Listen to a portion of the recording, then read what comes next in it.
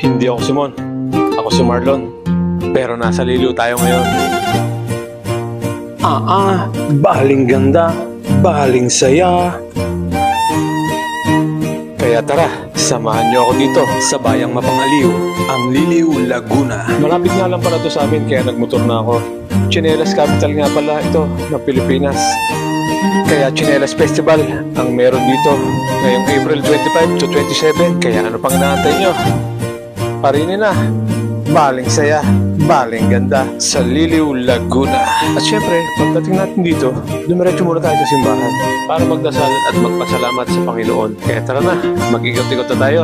Kaya ano pang inaantay nyo? Tara na dito at mamimili na tayo ng tsinelas. At dahil tabi-tabi dito ang mga tindahan, talagang mamimili ka na lamang kung saan may maganda at saan may mura. At ito nga pala ang isang kilalang footwear dito, ang Badong, kung saan dito kami namimili pag kailangan ng anak ko ng sapatos. May nagtitinda nga din pala dito ng pako, talangka, suso at bayuko. Masarap na crablets itong talangka at ginataan naman sa suso at pako. Panalo yan. At dahil nagutom tayo sa kakalakad, maghanap muna tayo ng street food. Shoutout sa inyo, idol.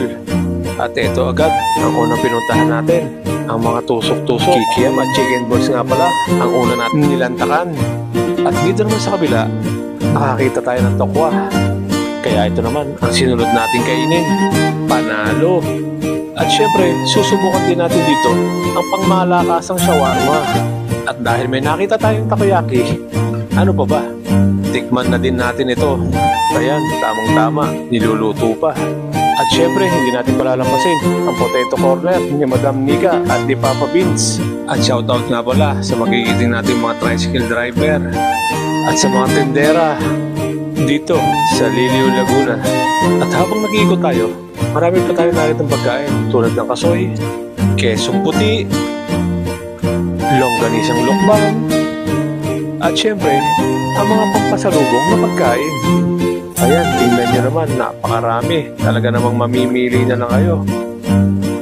At dahil magpe-festival nga dito, nag-set up na sila ng mga inumin at mga kainan.